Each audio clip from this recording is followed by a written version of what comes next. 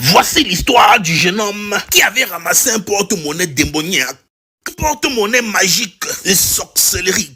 Il avait trouvé ce porte-monnaie au milieu d'un carrefour. Après avoir vérifié que personne ne le regardait, il a lui ramassé le porte-monnaie et l'a mis dans sa poche. Un peu plus loin, il a vérifié le contenu du porte-monnaie. Il y avait quelques billets de 500 francs et 1000 francs à l'intérieur. Il a bien fouillé pour s'assurer qu'il n'y a rien d'autre. Ensuite, il a jeté le porte-monnaie par terre et il a continué sa route. Voilà le shogun qui est lui content. Il dit que sa journée est pointée. Un peu plus loin, il s'est arrêté pour acheter une cigarette. Il voulait fumer un cigare avant d'aller boire une bière. Après avoir pris sa cigarette, il a envoyé sa main dans la poche pour prendre l'argent. Grande fut sa surprise quand subitement, voilà le porte-monnaie qu'il avait jeté qui est revenu dans sa poche. Le gars ne comprenait rien. Ce n'est pas le porte-monnaie que j'ai jeté tout à l'heure ici. Ça a fait comment pour revenir dans ma poche? Il a donc compris qu'il a ramassé un mauvais truc. Il s'est donc dit que mieux il remet l'argent à l'intérieur, il jette le porte-monnaie par terre et il continue sa route. C'est ce qu'il a fait. La vendeuse de cigarettes ne comprenait rien. Elle disait seulement que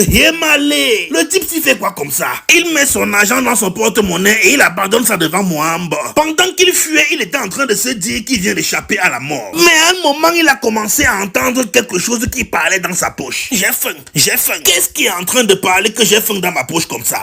Voilà le porte-monnaie là qui est revenu. Il a détalé comme bibi. En fuyant, il est tombé sur un de ses créanciers. Voilà, ça tombe bien. Depuis, il te cherche partout au quartier. Tu vas me donner mon argent aujourd'hui. Le jeune homme a dit au Rastaman que, grand frère, je sais que je te dois de l'argent, mais attends, pardon, on va régler ça plus tard. Le Rastaman lui a dit que ce que je veux te faire sera plus chaud que le feu. C'est moi qui vais te montrer le vrai feu. Il a donc commencé à le fouiller pour prendre son argent quand du coup te marre. Voilà le porte-monnaie là qui est revenu dans sa poche. Après avoir vidé le contenu, le Rastaman a jeté le porte-monnaie par terre. Et il lui a dit, je viens prendre le reste de mon argent quand? Le jeune homme lui a dit que passe même dans 3 jours. Si je passe dans 3 jours, tu donnes pas mon argent, je vais raser tes cheveux là. Il n'y a pas de problème, grand frère, passe dans 3 jours. Le Rastaman est donc parti en lui disant, rendez-vous dans 3 jours, petit frère. Le jeune homme ne comprenait pas ce qui lui arrive. Il était en train de se dire, qui m'a même envoyé ramasser le porte-monnaie ici? C'est ce jour-là que le record du monde du triple saut de porte-monnaie olympique a été battu. J'ai faim. J'ai faim. Le Rastaman s'est demandé que qu'est-ce qui est en train de parler dans ma poche comme ça? Ce n'est pas le porte-monnaie si que j'ai jeté là-bas derrière. Le Rastaman venait de récupérer une partie de son argent, mais il ignorait une chose.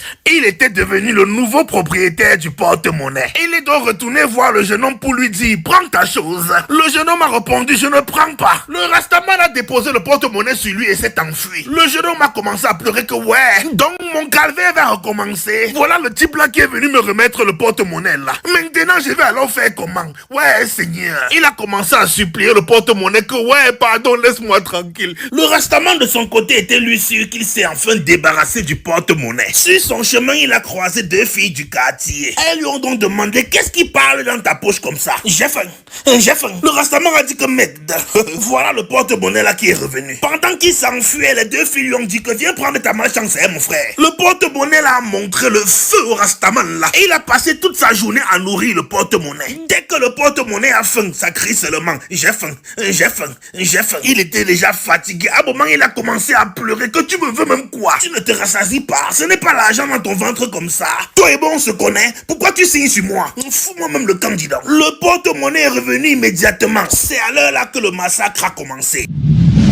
Il a d'abord reçu le premier coup de poing que, dès qu'il est tombé par terre, le porte-monnaie lui a fait la chambre noire.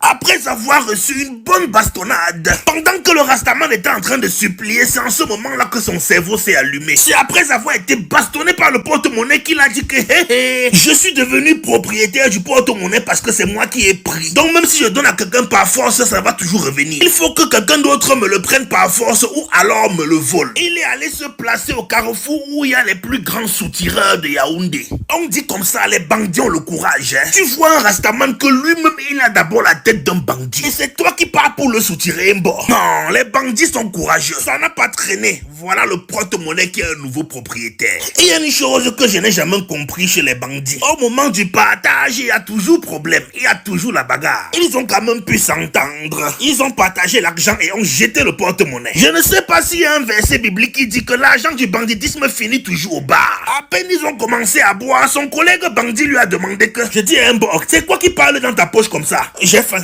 j'ai faim. Ses collègues bandits lui ont demandé que comment tu peux mettre la sonnerie de ton téléphone que j'ai faim. Quand on a fini de partager l'argent, n'est-ce pas, j'ai jeté le porte-monnaie là-bas au champ. Voici ça qui est revenu dans ma poche. C'est ce jour-là qu'on a découvert que les bandits ne sont pas solidaires face à la sorcellerie. Bob, nous on te laisse avec ton porte-monnaie. Il a donc jeté les bêtises pour rejoindre ses collègues bandits. Attendez-moi les gars, j'ai jeté les conneries là. Ses amis lui ont dit que tu es sûr que tu as jeté ça. Parce que si tu es devenu Wishman, nous on ne vole plus avec toi. À peine il était en train de dire qu'il a jeté que j'ai faim. J'ai faim. Ses collègues bandits lui ont dit que ne nous approche plus jamais. Fous le camp avec ta sorcellerie. Il a dit que n'est pas la voler ensemble. Le porte-monnaie l'a montré le feu aux bandits là. Pour finir, lui-même il a compris le moyen de s'en débarrasser. Il est parti draguer une waka, il l'a amené au bar. Il a bien pris la peine de compter l'argent devant elle. Elle écartait les yeux comme les grenouilles Goliath. Quand il a fini de compter l'argent, il a mis dans le porte-monnaie pour qu'elle voie bien. Après avoir bu une bière, il est parti. Il a bien concassé. Il a gagné la waka là bien même. Dès qu'il a fini le concassage, il a dit bébé, attends un peu, je peux aux toilettes, j'ai envie de chier. Comme la waka, quand elle voit l'argent, elle ne peut pas laisser. Il n'avait même pas encore fermé la porte des toilettes qu'elle était déjà en train de s'habiller. Elle a fini de s'habiller rapidement, elle est partie. Elle a volé le porte-monnaie. Regardez comment la bandite marche. Elle ne veut pas faire le moindre bruit. Ensuite, elle a ouvert la porte comme le chat. Voilà le porte-monnaie qui a un nouveau propriétaire. Elle-même, elle a lu l'heure. Le porte-monnaie là lui a montré le mamipi. Là, voilà qui est en train de piéger le nouveau client. Et le gars est tombé jusqu'à lever les pieds en l'air. Voilà le porte-monnaie qui est un nouveau propriétaire. C'est l'histoire du porte-monnaie maléfique. Si vous croisez le porte-monnaie là, passez votre route, ne le ramassez surtout pas.